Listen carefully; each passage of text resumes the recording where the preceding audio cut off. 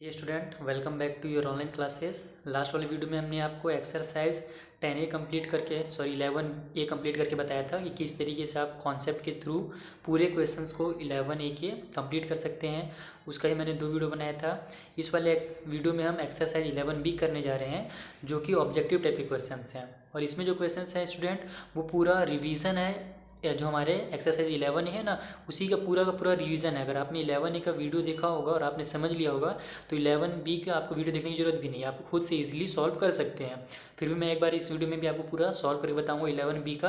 और अगर आपने 11A का वीडियो नहीं देखा है और अगर आपको देखना है तो आप नीचे डिस्क्रिप्शन में जा करके वहाँ मैंने लिंक दे दिया है, वहाँ से जा करके देख सकते हैं, या फिर ऊपर आई बटन में क्लिक करके क्लास 11 के हमारा जो प्लेलिस्ट है उसमें जाकर के भी देख सकते हैं।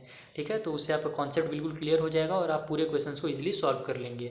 चलिए इस वीडियो को स्टार्ट करते हैं और हमारा फर्स्ट क्वेश्चन देख लेते हैं क्या है। Which of the following has no end points.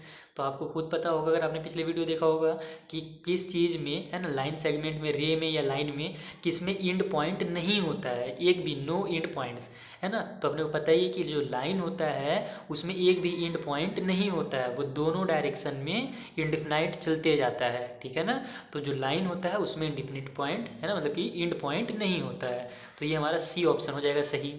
ठीक है, तो यही चीज़ है कि पूरा उसी का रिवीजन है। ठीक है, तो मैं डायरेक्ट इसको बताऊंगा। अगर आपको कॉन्सेप्ट डिटेल में समझना है, डायग्राम के थ्रू मैंने समझा दिया है पिछले वीडियो में, वहाँ आप जाके देख सकते हैं। सेकेंड देख लेते हैं क्या है। Which of the following has one and point. तो किसका एक एंड पॉइंट होता है, तो अपने को पता है रे जो होता है उसका एक एंड पॉइंट होता है। देखिए एक बार फिर से मैं रिपीट कर देता हूँ, जो बच्चे पिछले वीडियोस में देखे होंगे, कि जो हमारा लाइन सेगमेंट होता है उसमें 2 एंड पॉइंट होते हैं और उनके बीच के लाइन को हम लोग लाइन सेगमेंट कहते हैं। रे जो होता है उसमें 1 एंड पॉइंट होता है और एक साइड वो चलते जाता है, मतलब एक एंड पॉइंट से स्टार्ट होकर किसी भी डायरेक्शन में वो एक साइड बढ़ते रहता है। ठीक है, तो वो रे कहलाता है। उसी तरीके से जो लाइन होता है वो दोनों डायरेक्शन में इंडिफिनाइट चलता है, उसका कोई भी एक है ना एंड पॉइंट कोई भी नहीं होता। तो रे मतलब जो लाइन होता है उसका कोई ना ही साइज होता है ना, रे का भी कोई साइज नहीं होता है, क्योंकि एक साइड में वो बढ़ते जाता है। बस लाइन का एक छोटा सा साइज होता है, छोटा बड़ा जिसी टाइप से भी लाइन सेगमेंट का, और उसमें 2 पॉइंट्स होते हैं, 2 एंड पॉइंट। तो यहाँ पे हमसे पूछा था सेकेंड वाले में कि किसमें ओनली 1 एंड पॉइंट होते हैं, तो रे जो होता है हमारा उसमें केवल एक ही एंड पॉइंट होता है। तो ऑप्शन नंबर बी हमारा सही हो जाएगा। समझ में आया बात। थर्ड में है which of the following has 2 and point. तो मैंने भी आपको बताया कि जो हमारा लाइन सेगमेंट होता है उसमें 2 एंड पॉइंट होते हैं, तो option number A line segment में 2 एंड पॉइंट हो जाएगा। क्लियर। अगला देख लेते हैं question number 4। Which of the following has definite length. किसका एक लेंथ होता है डिफिनाइट, यानी कि हम लोग डिफाइन कर सकते हैं उसका लेंथ को। तो रे का आप लेंथ डिफाइन नहीं कर सकते, एक एंड पॉइंट होता है लेकिन दूसरे साइड वो इंडिफिनिट चलते जाता है आगे, तो रे का हम कोई इंडिफिनिट पॉइंट है ना, हम लोग लेंथ उसका फाइंड नहीं कर सकते। उसी तरीके से लाइन तो दोनों साइड में चलते रहता है, तो वो भी हम उसका भी लास्ट पॉइंट हम फाइंड नहीं कर सकते।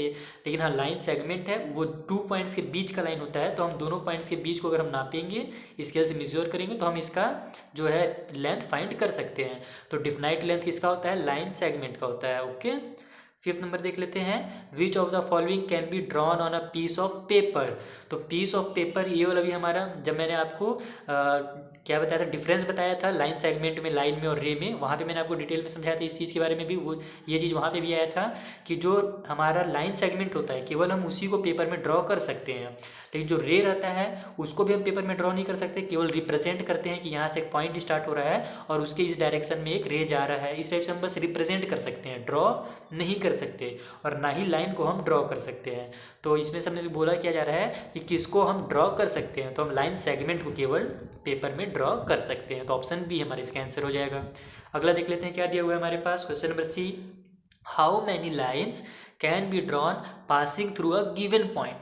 यानी एक पॉइंट दिया हुआ है, ठीक है, तो उसमें से कितने लाइन ड्रॉ किए जा सकते हैं। मान लीजिए कि इस टाइप से पॉइंट दिया हुआ है, यही वाला पॉइंट को मैं लेता हूँ, तो इसमें से कितने लाइन ड्रॉ किए जा सकते हैं। लाइन मतलब कि दोनों साइड वो इंड चले, है ना। यहाँ ने मान लीजिए यहाँ पे पॉइंट दिया है, तो इस साइड भी जाएगा इंडिंग पॉइंट उसका, है ना, चलते जाएगा, इंडिफिनाइट पॉइंट चलेगा, इस साइड भी चलेगा इंडिफिनाइट। तो ये एक लाइन हो गया। उसके अलावा आप इधर से भी बना सकते हैं इसमें, ठीक है ना, इसी पॉइंट में। उसके अलावा आप इधर से भी बना सकते हैं, इससे इधर से भी बना सकते हैं, यानी कि कई सारे, आप एक अगर पॉइंट है तो हम अल्टीमेट एकदम बना सकते हैं, ठीक है ना, अनलिमिटेड। तो यहीं पे हमारा ये हो जाएगा ऑप्शन नंबर कहाँ गया, 6 का अनलिमिटेड नंबर्स। समझ में आया बात ना, कि अनलिमिटेड नंबर्स के हम लाइन ड्रॉ कर सकते हैं अगर एक पॉइंट केवल अपने को दिया हुआ है। अगर बोले कि एक पॉइंट से आप लाइन ड्रॉ कीजिए तो आप अनलिमिटेड लाइन ड्रॉ कर सकते हैं, इसलिए हमारा ऑप्शन नंबर डी होगा इसका आंसर। उसी तरीके से 7 में सेम क्वेश्चन है, बस यहाँ पे 2 गिवन पॉइंट्स दे दिया है कि हम कितने लाइन बना सकते हैं जो कि पास हो थ्रू 2 गिवन पॉइंट्स। तो इसका ही मैंने पिछले वाले वीडियो में आपको एकदम अच्छे से समझाया था, उसका डायग्राम यहीं पे है अभी भी। ये वाले मैंने बताया था यहाँ पे आपको कि जैसे 2 अगर हमको पॉइंट्स दिया हुआ है उसमें से अगर अपने को लाइन क्रॉस करवाना है, यानी कि लाइन बनाना है, तो केवल हम 1 लाइन ड्रॉ कर सकते हैं जो दोनों में से क्रॉस हो। उसके बाद अगर हम दूसरा लाइन ड्रॉ करेंगे तो वो केवल एक ही पॉइंट से क्रॉस होगा, है ना, दूसरे वाले से तो होगा नहीं। अगर हम इधर वाले क्रॉस कराएंगे तो इधर वाले से नहीं होगा, तो केवल एक ही लाइन बन सकता है। अगर हमको 2 पॉइंट दिया हुआ है तो केवल हम एक ही लाइन बनाएंगे, यानी बना सकते हैं जिसमें से जो लाइन हो वो क्रॉस हो, उसके उन दोनों पॉइंट्स के थ्रू क्रॉस हो। तो अगर अपने पास 2 पॉइंट्स हैं तो केवल हम क्या करेंगे, यहाँ पे 1 हो जाएगा, 1 ओनली, कि हम केवल 1 लाइन बना सकते हैं वहाँ पे। उसके बाद है 2 प्लेन इंटरसेक्ट, यानी जो प्लेन्स होते हैं ना 2 वो इंटरसेक्ट होते हैं तो किस में होंगे, तो वो लाइन में ही होंगे। जो प्लेन्स होते हैं, जो हमने प्लेन के बारे में पढ़ा है कि सरफेस को, किसी भी चीज़ के सरफेस को, चाहे वो कर्व हो चाहे, है ना, सीधा फ्लैट हो, उसे हम प्लेन कहते हैं। तो जो प्लेन इंटरसेक्ट होते हैं, आपस में कटते हैं, वो किस में होते हैं, एक लाइन में कटते हैं। तो इसका ऑप्शन नंबर सी हो जाएगा। आगे देखते हैं 2 लाइन इंटरसेक्ट, जो 2 लाइन्स होते हैं, ठीक है ना, इस तरीके से एक लाइन, इस तरीके से एक लाइन, तो जो लाइन इंटरसेक्ट हो रहा है वो कहाँ पे होता है, वो एक पॉइंट पे होता है। इसके बारे में मैंने डिटेल में बताया था आपको पिछले वीडियो में। तो 2 लाइन जो होते हैं वो कट होते हैं, इंटरसेक्ट मतलब होता है आपस में कटना, तो एक बिंदु पे, एक पॉइंट पे आपस में कट होते हैं, ओनली 1 पॉइंट में, तो एट अ पॉइंट हो जाएगा इसका ऑप्शन नंबर ए। यहाँ पे एट 2 पॉइंट्स भी दिया है तो वो गलत कन्फ्यूज करने के लिए दिया है, बस इसका सही आंसर है 1 पॉइंट में। 2 लाइन से अगर आपको इंटरसेक्ट करना है आपस में तो केवल 1 पॉइंट से ही वो क्रॉस होते हैं। यही तो है ना, लाइंस के जो इंटरसेक्ट का जो रूल है वो यही तो कहता है कि केवल 1 पॉइंट से 2 लाइन जब क्रॉस होते हैं तो उसको इंटरसेक्शंस ऑफ लाइन कहा जाता है। ओके, चलिए अगला क्वेश्चन देख लेते हैं, क्वेश्चन नंबर 10। यहाँ पे मैं थोड़ा सा ऊपर कर देता हूँ, दोबारा समझा देता हूँ, शायद वीडियो में नहीं आ पाया। तो 2 लाइन्स इंटरसेक्ट वाला था, तो मैंने आपको डायग्राम बना के समझाया कि जब एक पॉइंट होता है हमारे पास तभी हम 2 लाइन को वहाँ पर से इंटरसेक्ट कर सकते हैं, कट कर सकते हैं, ठीक है ना। तो एट अ ए पॉइंट हो जाएगा इसका, ठीक है। शायद मेरे ख्याल से वीडियो नहीं आती इसलिए दोबारा आपके लिए रिपीट कर दिया। अगला क्वेश्चन देख लेते हैं, क्वेश्चन नंबर 10 क्या है हमारे पास, 2 पॉइंट्स इन ए प्लेन, है ना, एक प्लेन है उसमें 2 पॉइंट्स बने हुए हैं, ठीक है, एक प्लेन सरफेस है उसमें 2 पॉइंट बने हुए हैं। ये मान लीजिए हमारा टेबल का सरफेस है प्लेन, इसमें 2 पॉइंट्स बने हुए हैं यहाँ और यहाँ, इसका नाम ए रख देते हैं, इसका बी रख देते हैं। अब क्या बोल रहे हैं अपने से, एग्जैक्टली 1 लाइन सेगमेंट होगा या एग्जैक्टली 2 लाइन सेगमेंट होगा या an infinite number of line segment होगा। तो 2 पॉइंट है केवल, तो उनके बीच में तो केवल एक ही लाइन सेगमेंट ना बन सकता है, तो इसलिए इसका आंसर हो जाएगा एग्जैक्टली 1 लाइन सेगमेंट। यहाँ से आप 2 पॉइंट से दूसरा कहाँ पे लाइन बनाइएगा, वो तो आगे चल जाएगा, उसके लिए आपको फिर 3 पॉइंट की जरूरत पड़ जाएगा, और यहाँ पे अपने को बोला है केवल 2 पॉइंट आपको यूज़ करना है। तो 2 पॉइंट से हम केवल एक ही लाइन बना सकते हैं, तो ये होगा हमारा ऑप्शन नंबर ए। अभी भी आपके बहुत सारे बच्चों के सर के ऊपर से जा रहा होगा, अगर जो बच्चे पिछले वीडियोस को नहीं देखे होंगे ना जहाँ पे हमने डिटेल में पढ़ा था लाइन सेगमेंट वगैरह, तो ये आपके सर के ऊपर से चल जाएगा, इसलिए आप पहले उस वीडियो को जरूर देख लीजिए, है ना। वहाँ पे ट्रू फॉल्स से रिलेटेड भी यहाँ बहुत सारे क्वेश्चन आएंगे। जैसे क्वेश्चन नंबर 11 है, the minimum number of points of intersection of 3 lines, यानी 3 लाइन्स जो होंगे इंटरसेक्शन के लिए, इंटरसेक्शन के लिए आपस में कट करने के लिए कितने पॉइंट्स की जरूरत होगी एक प्लेन में। तो प्लेन में जरूरी नहीं है कि 3 लाइन आपस में इंटरसेक्ट करें ही करें, ठीक है ना। तो ये हमारा हो जाएगा 0। समझ में आ रहा है ना, नेसेसरी नहीं है कि किसी प्लेन में 3 लाइन आपस में इंटरसेक्ट करें, आपस में कट करें। तो ये हमारा इसका आंसर हो जाएगा पॉइंट्स का 0। उसी तरीके से 12 नंबर है, यहाँ पे मिनिमम पूछा था, मैक्सिमम पूछा है। तो मैक्सिमम पूछ रहा है the maximum number of points, यानी कि ज़्यादा से ज़्यादा कितने पॉइंट्स हों जो इंटरसेक्ट करें 3 लाइन्स को, आपस में 3 लाइन कट करें एक है प्लेन में। तो देखिए यहाँ पे मान लीजिए मैं एक पॉइंट बनाता हूँ, ठीक है ना, एक लाइन बनाता हूँ, ये हमारा मान लीजिए लाइन बन गया ए और बी, ठीक है, इसका नाम हमने दिया ए बी, ठीक है। दूसरा एक लाइन बनाता हूँ जो इसको इंटरसेक्ट करे आपस में, इसका नाम हम लोग दे देते हैं सी और डी। एक और लाइन बना देता हूँ जो इन दोनों को इंटरसेक्ट करे, तो ये बन गया हमारा ए, नहीं तो ये वाला था, इसको हम लोग ई और एफ नाम दे देते हैं, ठीक है। तो इस तरीके से हमने जब लाइन बनाया, 3 लाइन आपस में जब इंटरसेक्ट करवाया, हमने आपस में कट करवाया, तो देखिए कितने पॉइंट्स में मिल रहे हैं वो, एक पॉइंट यहाँ बन रहा है जहाँ पे इंटरसेक्ट हुआ, एक पॉइंट यहाँ पे बना जो इंटरसेक्ट हुआ, और एक पॉइंट यहाँ पे बना जो इंटरसेक्ट हुआ। इसका मतलब हुआ कि जब मैक्सिमम नंबर अपने को चाहिए तो वो हो जाएगा 3, यानी अगर 3 लाइन्स इंटरसेक्ट हो रहे हैं तो 3 पॉइंट्स की अपने को जरूरत पड़ेगी, ठीक है। अगला देख लेते हैं क्वेश्चन नंबर 12, तो इसका ऑप्शन नंबर डी हो जाएगा। सॉरी 13 नंबर का क्वेश्चन देख लेते हैं। इसमें भी क्या बोल रहा है, चूज द करेक्ट स्टेटमेंट, यानी कि इनमें से कौन सा करेक्ट है ये आपको बताना है।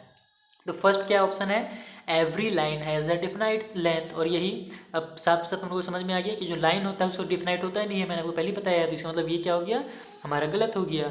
उसी तरीके से बी वाले में भी है, एवरी रे हैज़ अ डिफाइंड लेंथ, यानी रे का भी एक लेंथ होता है जिसको हम मेजर कर सकते हैं। डिफाइंड मतलब जिसे नापा जा सकता है, ठीक है ना, जिसका पता लगाया जा सकता है। तो डिफाइंड नहीं होता है ना ही लाइन का ना ही रे का, वो दोनों चलते जाते हैं, बस उनका रे में एक एंड पॉइंट होता है और लाइन में तो एक भी एंड पॉइंट नहीं होता है, ठीक। तो यहाँ पे सी वाला हमारा मेरे ख्याल से सही होना चाहिए, क्योंकि यहाँ पे लिखा है every line segment has a defined length. तो मैंने आपको शुरू में ही बताया इस वीडियो के, जो लाइन सेगमेंट होता है उसका एक डिफाइंड लेंथ होता है, ठीक है ना। जो हमारा क्वेश्चन भी था इस टाइप से, क्वेश्चन नंबर 4 था कि विच of the following has defined length, तो हमने लाइन सेगमेंट आपको समझाया था।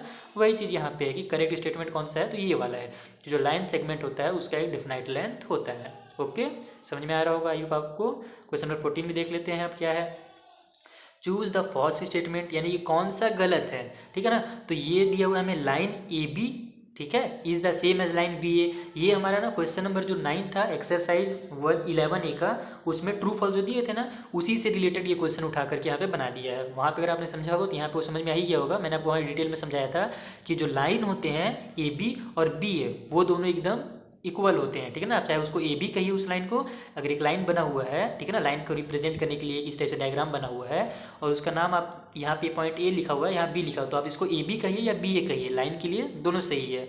उसी तरीके से जो लाइन सेगमेंट होता है, ये वाला भी वहाँ पे आया था हमारा ट्रू फॉल्स में, तो लाइन सेगमेंट में भी आप उसको चाहे ए बी कहिए चाहे बी ए कहिए, बात एक ही है, जो साइज होगा दोनों का सेम ही रहेगा लाइन सेगमेंट में भी, दोनों पॉइंट्स के बीच में, ठीक है। इस वजह से ये हमारा लाइन सेगमेंट एक मैंने बताया था। तो इस यहाँ से ए से लेके बी तक आप इसको मेजर कीजिएगा तो भी वही साइज आएगा, और बी से ए तक आ जाइएगा तो भी वही साइज आएगा। तो ये दोनों हमारा ए बी या बी ए लिखे, दोनों सेम ही है। तो लाइन और लाइन सेगमेंट दोनों एक ही रहते हैं, अगर ए बी है तो बी ए ही होगा, अगर ए बी लाइन सेगमेंट है तो बी ए लाइन सेगमेंट दोनों सेम होगा। लेकिन जो रे होता है हमारा, तो ए बी जो रे होता है वो और बी ए जो रे होता है ये अलग अलग हो जाता है। ए बी में हमारा एंड पॉइंट ए हो जाएगा, समझ आ रहा है ना, यहाँ ए, और ये बी में चल जाएगा। उसी तरीके से बी ए में हमारा जो एंड पॉइंट होगा वो बी हो जाएगा, तो एंड पॉइंट दोनों का चेंज हो जाता है। इसलिए रे में ये चीज़ फॉलो नहीं होता है, इसका मतलब कि रे वाला जो है वो गलत है। अपने को यही फॉल्स वाला बताना था ना, तो रे वाला जो है वो गलत स्टेटमेंट है। इसका डिटेल में आपको यहाँ पे अगर नहीं समझ में होगा तो मैंने वहाँ पे और अच्छे से समझाया था डिटेल में, वहाँ पर आप जा करके समझ सकते हैं। क्वेश्चन नंबर 9 जो ट्रू फॉल्स है ना, एक्सरसाइज 11A का, उसमें जा करके उसका मैंने लिंक नीचे दिया है। तो इसका बी वाला जो स्टेटमेंट होगा फॉल्स होगा।